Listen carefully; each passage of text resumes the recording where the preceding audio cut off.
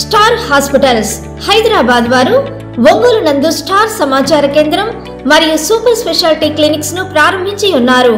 ప్రతి వారం super speciality doctors అందుబాటులో ఉండెదరు. తేదీ 2/1/2025 గురువారం కిడ్నీ వ్యాధి నిపుణులు డాక్టర్ గుత్తికొండ జ్యోత్స్న గారు, వాస్కులర్ సర్జన్ డాక్టర్ అపూర్వ గారు అందుబాటులో ఉండెదరు. తేదీ 23/1/2025 గురువారం డాక్టర్ జి శ్రీనివాస్ రెడ్డి గారు, లివర్ ట్రాన్స్ప్లాంట్ ఫిజిషియన్ అందుబాటులో ఉండెదరు. మరియు కార్డియాలజీ, ఇంటర్వెన్షనల్ పల్మనాలజీ విభాగాల సేవలు అందుబాటులో ఉండును. వివరాలకు స్టార్ హాస్పిటల్స్ సమాచార కేంద్రం మరియు super speciality clinics, Joy Lukas ప్రక్కన, సుందరీ భవన్ రోడ్, ఒంగోలు. సెల్ 9063443707. నమస్తే, న్యూస్ స్వాగతం. బీసీ యాక్షన్ ప్లాన్ 2024-25 పరిధిలో ఓబీఎంఎంఎస్ స్వయం ఉపాధి పథకం క్రింద బ్యాంకులకు కేటాయించిన రుణాల మంజూరు లక్ష్యాలను పూర్తి చేయాలని జిల్లా కలెక్టర్ తమీం అన్సారియా బ్యాంకర్లను ఆదేశించారు. కలెక్టరేట్లోని మినీ కాన్ఫరెన్స్ హాల్లో జిల్లా బ్యాంకర్లు classes service cooperative society limited ఆధ్వర్యంలో బీసీ యాక్షన్ ప్లాన్ 2024-25 క్రింద ఓబీఎంఎంఎస్ స్వయం ఉపాధి పథకం అమలుపై ప్రత్యేక జిల్లా సంప్రదింపుల కమిటీ సమావేశాన్ని కలెక్టర్ నిర్వహించారు.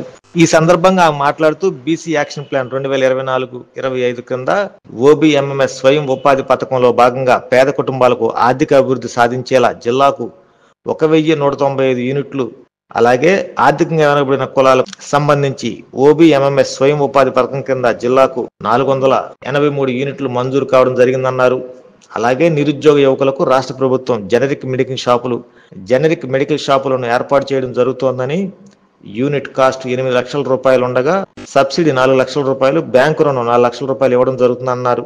జిల్లాకు సంబంధించి బీసీ యాక్షన్ ప్లాన్ కింద 24 జనరిక్ మెడికల్ షాపులు, ఆర్థికంగా వెనకబడిన కులాలకు సంబంధించి ఈడబ్ల్యూఎస్ యాక్షన్ ప్లాన్ కింద 85 జనరిక్ మెడికల్ షాపులు మంజూరు కావడం జరిగిందని తెలిపారు.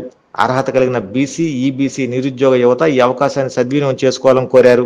జనరిక్ మెడికల్ షాపుల ఏర్పాటుపై విస్తృతంగా ప్రచారం నిర్వహించాలని ఆదేశించారు. జిల్లాలో 13 బ్యాంకుల పరిధిలో యూనిట్ల కింద అర్హులైన అభ్యర్థులకు రుణాలు మంజూరు చేయడం జరుగుతుందన్నారు. బ్యాంకు వారీగా, బ్రాంచ్ వారీగా లక్ష్యాలను నిర్దేశించడం జరిగిందన్నారు. చిత్తశుద్ధితో పనిచేసి ఆయా బ్యాంకులు కేటాయించిన లక్ష్యాలను పూర్తి చేయాలని జిల్లా కలెక్టర్ బ్యాంకర్లను ఆదేశించారు. రాష్ట్ర ప్రభుత్వం లక్ష్యానికి అనుగుణంగా బ్యాంక్ అధికారులు ప్రత్యేక దృష్టి సారించి అర్హత కలిగిన ప్రతి లబ్ధిదారునికి రుణాలు మంజూరు చేసేలా బ్యాంకర్లు కృషి చేసి జిల్లాను మొదటి స్థానంలో నిలపాలన్నారు. ఈ నెల 8 నుండి 16వ తేదీ వరకు ఆన్లైన్లో సైట్ ఓపెన్ కావడం జరుగుతుందని, మీ సేవ సచివాలయంలో అర్హులైన లబ్ధిదారులు దరఖాస్తు చేసుకోవచ్చన్నారు.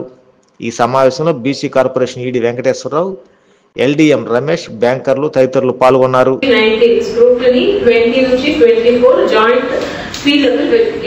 సో దీంట్లో మీ రోల్ చాలా చాలా ఇంపార్టెంట్ టు స్టార్ట్ విత్.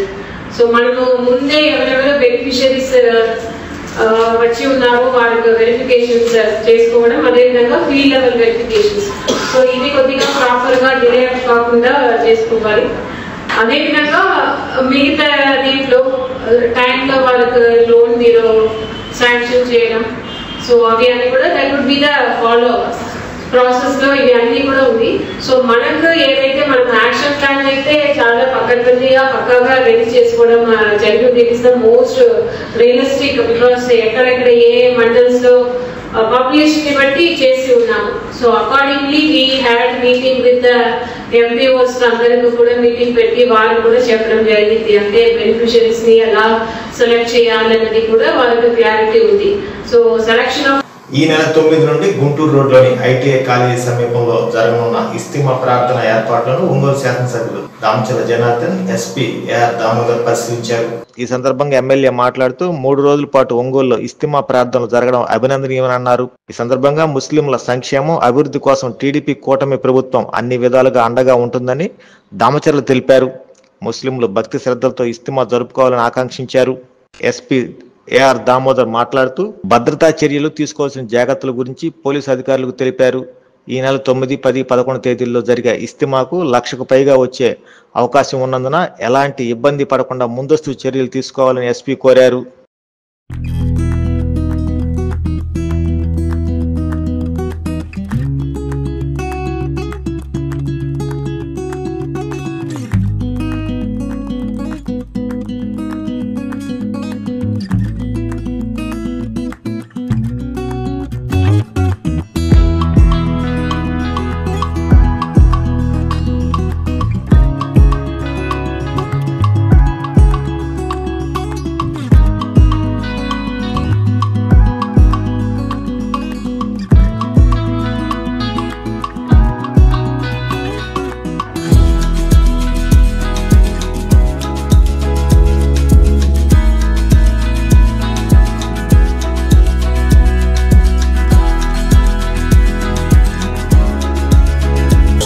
ఇవన్నీ ఫుడ్ స్టాల్స్. ఓకే, ఇంకేముంటుంది? Food stalls 6 stalls. దాంట్లో వచ్చే కిచెన్లు అన్నీ ఉంటాయి.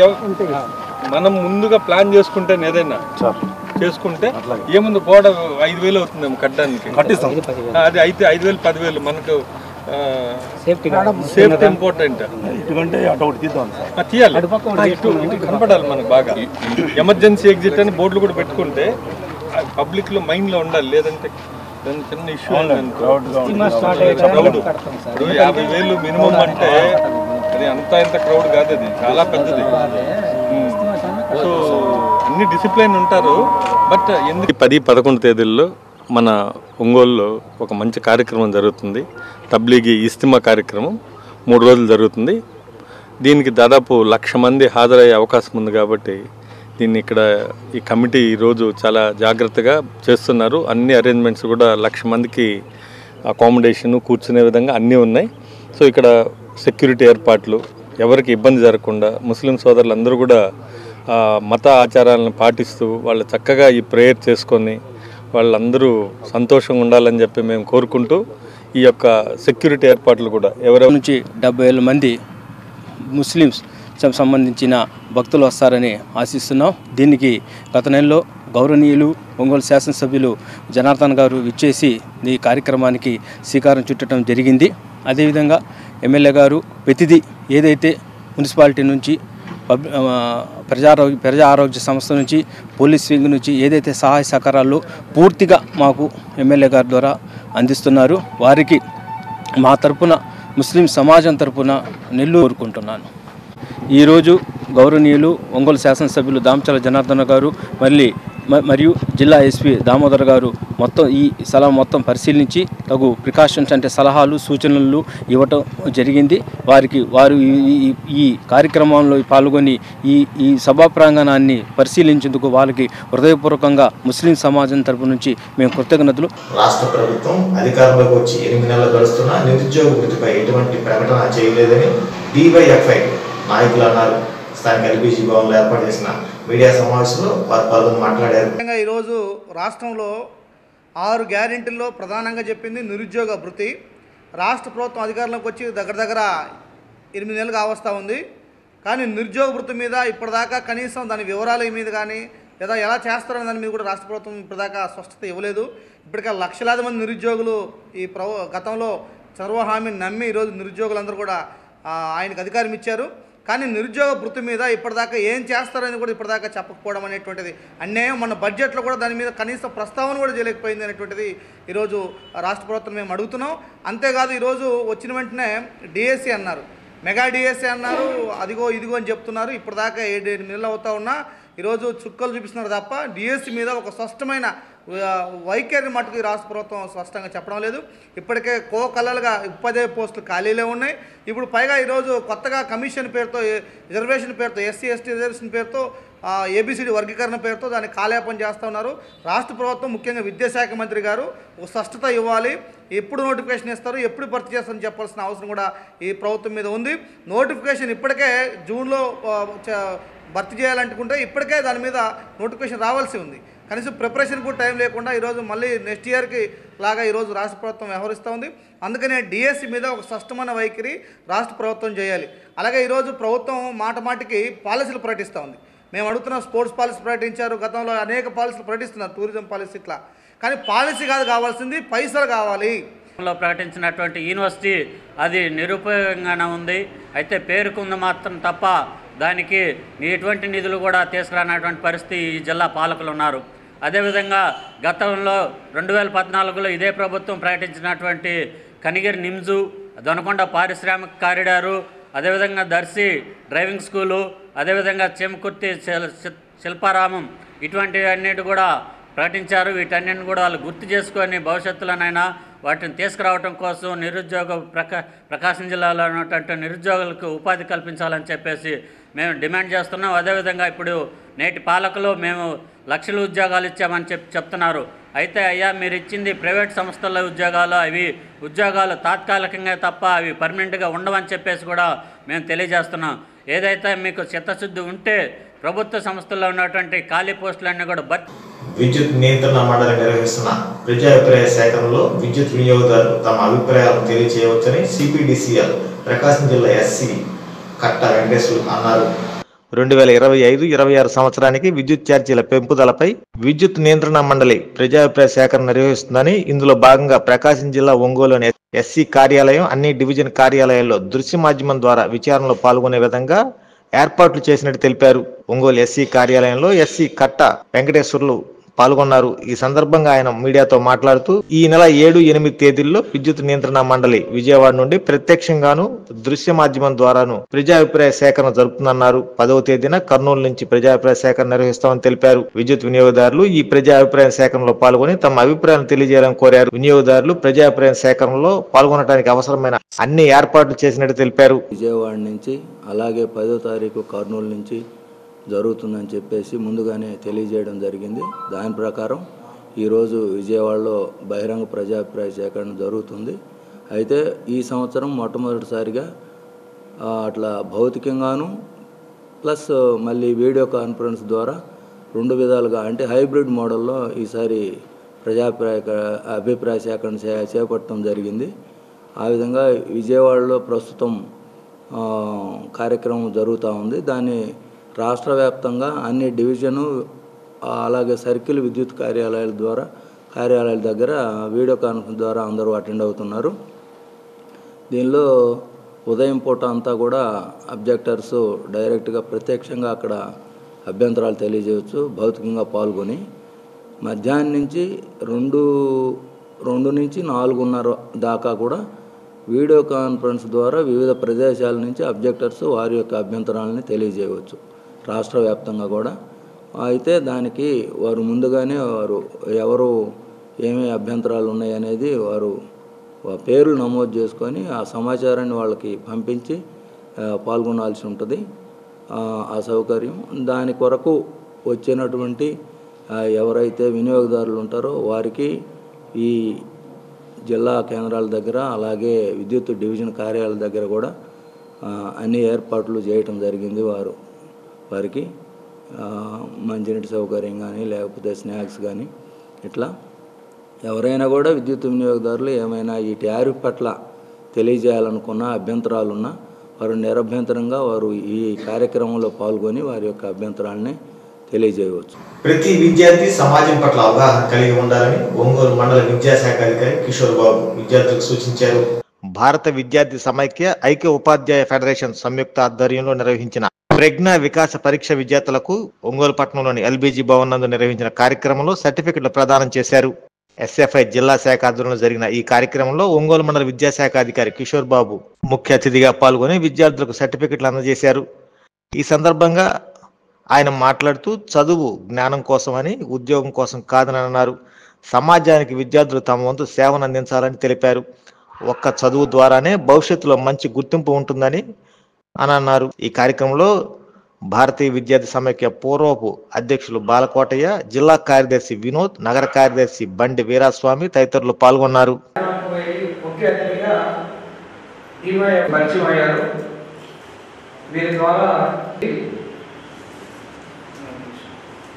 ఈ సభకి ఎస్ఎఫ్ఐ అవుతారు. ఈ సభను ఉద్దేశించి ముందుగా ఉన్నారు. మీ అందరికీ విచ్చేస్తూ దాంతో ఎస్ఎఫ్ఐ పనిచేస్తూ ఉంది. ఈరోజు దేశంలో ఢిల్లీ నుంచి గది దాకా అనేక విద్యా సంస్థల్లో ఎస్ఎఫ్ఐ ఆ రకంగా విద్యారంగ సమస్యల మీద జేఎన్యూ కానీ హెచ్టీ అనేటువంటి ప్రఖ్యాత యూనివర్సిటీలో కూడా ఈరోజు ఎస్ఎఫ్ఐ గెలుస్తుంది. ఎస్ఎఫ్ఐ భగత్ సింగ్ స్ఫూర్తితో, భగత్ సింగ్ తెలుసు కదా మీ అందరికీ, 23 ఏళ్ల వయసులోనే ఈ దేశం కోసం ఉరికామని ముద్దాడిన యోధుడు తెలుసా. ఆయనతో పాటు ఇంకో 2 మిత్రులు ఉన్నారు. ఎవరు? సుఖదేవ్, ఎస్ రాజ్గురు. వీళ్ళు ముగ్గురిని బ్రిటిష్ ప్రభుత్వం 1931 మార్చి 23న ఉరేసింది. దాదాపు 90 ఏళ్ల క్రితం. ఎందుకు ఉరేసింది అంటే ఈ దేశానికి స్వాతంత్రం కావాలా, స్వేచ్ఛ వాయువులు కావాలా, ఈ దేశాన్ని మేమే పాలించుకుంటామని చెప్పి పిలుపునిచ్చారు. అంతేకాదు ఈ దేశంలో సామ్రాజ్యవాదులు, ఆ రోజు బ్రిటిష్ ఎవరైతే సామ్రాజ్యవాదులు ఉన్నారో ఈ సామ్రాజ్యవాదుల పట్ల చాలా స్పష్టమైన వైఖరి వాళ్ళు ఉండే సంస్థ. ఇది చాలా స్కూల్లో చాలా చోట్ల ప్రశ్నిస్తున్నప్పుడు మా అమ్మ నాన్నలు చాలా కష్టపడుతున్నారు సార్. నేను చదువుకొని మంచి ఉద్యోగం సాధించి బాగా డబ్బులు సంపాదించాలి. ఇది సీక్వెన్స్ చెప్పడం. కానీ మీలో చాలామంది ఉద్యోగం కోసం కాదు విజ్ఞానం కోసం అన్నారు. ఇది చాలా సంతోషకరం. చదువుకున్న ప్రతి ఒక్కళ్ళకి ఉద్యోగం కావాలి అని అంటే ఏదో ఒక రూపాయలు ఉద్యోగం వస్తుంది. అర్థమైందా? 7వ తరగతి చదివిన వాళ్ళకి 7వ తరగతి ద్వారా వస్తుంది, 10వ తరగతి చదివిన వాళ్ళకి 10వ తరగతి ద్వారానే వస్తాయి, ఇంటర్మీడియట్ చదువుకున్న వాళ్ళకి ఇంటర్మీడియట్, ఇంజనీరింగ్ చదువు ఏ స్థాయికి తగ్గ ఉద్యోగం ఆ స్థాయికి వస్తుంది. కానీ చదువు అనేటువంటిది ఉద్యోగం కోసమే కాదు, ఈ సమాజాన్ని అర్థం చేసుకోవడానికి ఉపయోగపడేటువంటి ఒక గొప్ప సాధనం. సమాజాన్ని అర్థం చేసుకోవటం అని అంటే జోక్ చెప్పాలి. నేను ఎక్కడ చదివాను, అది ఒక కార్పొరేట్ స్కూల్లో అడిగానంట, ఏంటయ్యా మా బాబుకి ఎథికల్ వాల్యూ చెప్పలేదంటే, అయ్యా మీ వాడికి మార్కులు వచ్చినాయి కదా, మార్కులు వచ్చి మాకు ఫీజు కట్టింది మీకు మార్కులు ఇవ్వడం కోసమే కానీ ఎథికల్ వాల్యూ చెప్పడానికి కాదని చెప్పి అది అక్కడ చదివే జోక్ లాగా నేను. అంటే వార్త ట్రెండ్ ఎలా నడుస్తుందనే దానికి ఉదాహరణ అనమాట. మరి అట్లా కాకుండా మనం ఈరోజు అర్థం చేసుకోవాలి, మనిషి జీవన విధానంలో ఏ రకమైనటువంటి చేంజెస్ తెచ్చుకోవాలో మనం నేర్చుకోవాలి, మనిషి ఎలా గౌరవించాలో నేర్చుకోవాలి. మరి అట్లా నేర్చుకున్నప్పుడు మీకు అలా నేర్చుకోగలిగామంటే ఏంటంటే ఖచ్చితంగా ఈ సొసైటీకి కాంట్రిబ్యూట్ చేస్తారు. ఇందాక సార్ చెప్పున్నాడు భగత్ సింగ్ గురించి, ఇంకా కొంతమంది గురించి చెప్పున్నారు. వాళ్ళని మరి ఇన్ని లక్షల మంది పుట్టుంటే పుట్టినదినే మనం గుర్తుపెట్టుకుంటున్నాం. ఎందుకు గుర్తుపెట్టుకుంటున్నామంటే వారి ద్వారా సొసైటీకి మేలు జరిగింది కాబట్టి. సో కాబట్టి వాళ్ళు గుర్తుపెట్టుకుంటాం కాబట్టి మరి రాబోయే రోజులు మనం గుర్తుపెట్టుకోవాలంటే ఏం చేయాలి, మనం కూడా ఏదో ఒకటి కొంత సొసైటీకి కాంట్రిబ్యూట్ చేయాలి. కాంట్రిబ్యూట్ చేయాలంటే అది సైన్స్ పరంగా కావచ్చు, ఇంకా ఏ పరంగా సరే మనం బాగా డెవలప్ అయ్యి బాగా నేర్చుకొని అర్థం చేసుకొని కాంట్రిబ్యూట్ చేయొచ్చు. దానికి ఒకే ఒక మార్గం ఏంటంటే చదువు అనమాట. మరి మీరందరూ కూడా మిగతా పిల్లల కన్నా కూడా ఉన్నతంగా ఉన్నారు కాబట్టి రాగలేదు కాబట్టి ఇంకా మరింతగా బాగా అర్థం చేసుకుని లోతైనటువంటి అవగాహన పెంచుకోవడం. మన జిల్లా నుంచి ఎస్ఎఫ్ఐ నాయకత్వం 20 మంది అక్కడికి వెళ్ళి సహాయ కార్యక్రమాల్లో వారం రోజుల పాటు పనిచేశారు. ఇదే కాకుండా బ్లడ్ డొనేషన్స్ క్యాంప్స్ కూడా నిర్వహిస్తూ సుమారుగా ఉదాహరణ ఒకటి సింపుల్ చెప్తాను. చేమకుర్తి ప్రాంతంలో ఎస్ఎఫ్ఐ పేరుతో Bhagat Singh blood donation camp అని ఒక పేరుతోటి ఒక వాట్సాప్ గ్రూప్ ఒకటి క్రియేట్ చేసి 500 మంది విద్యార్థుల్ని యువకుల్ని దాంట్లో సభ్యులుగా చేర్చి సుమారు లాస్ట్ ఇయర్ మనం ఈ సంవత్సరం లెక్కేస్తే లాస్ట్ ఇయర్ ఈ సంవత్సరం కలిపి ఆ గ్రూపు సభ్యులతోటి ఒక 600 మంది గర్భిణీ స్త్రీలకు మనం బ్లడ్ డొనేషన్ చేయగలిగాం. అట్లా జిల్లాలో క్యాంప్స్ మనం నిర్వహిస్తా ఉన్నాం. కాబట్టి విద్యార్థులు అంటే సంవత్సరం మనం ఎప్పుడు బంధులు సెలవులు ఇవి మాత్రమే కాదు, ఇంకా మనం ఆ రకమైనటువంటి యాక్టివిటీని కూడా మనం చేయాలి. దానికి రాబోయే రోజుల్లో మీ అందరి సపోర్ట్ కూడా కావాలని చెప్తూ ఈ టాలెంటేషన్లో ఈ ఒంగోలు టౌన్ వరకు ఫస్ట్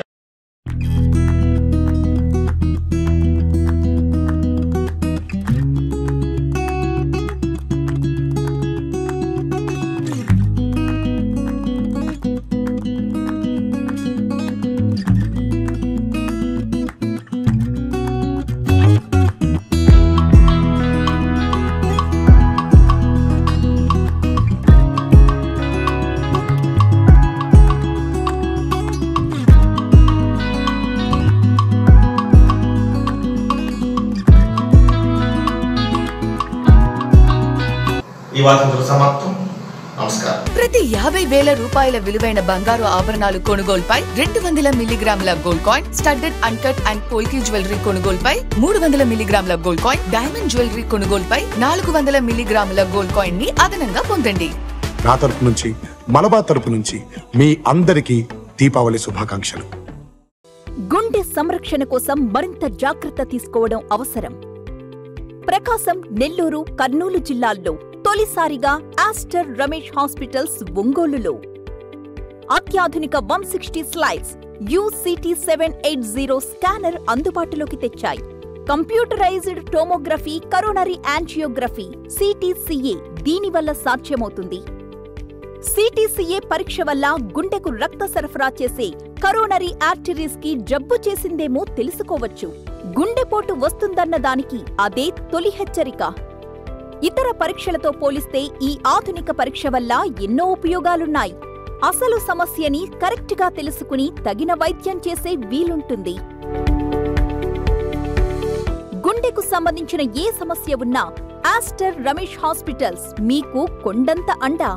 మీరు పూర్తిగా విశ్వసించదగ్గ అత్యాధునిక ఆసుపత్రి ఇది. ఆడపిల్లే ఆశపడ్డాను, బంగారు తల్లి పెళ్లి కూతురాయనే, మనసంతా నిందనే, సొంతం బంధం నువ్వే, బంగారం నువ్వే.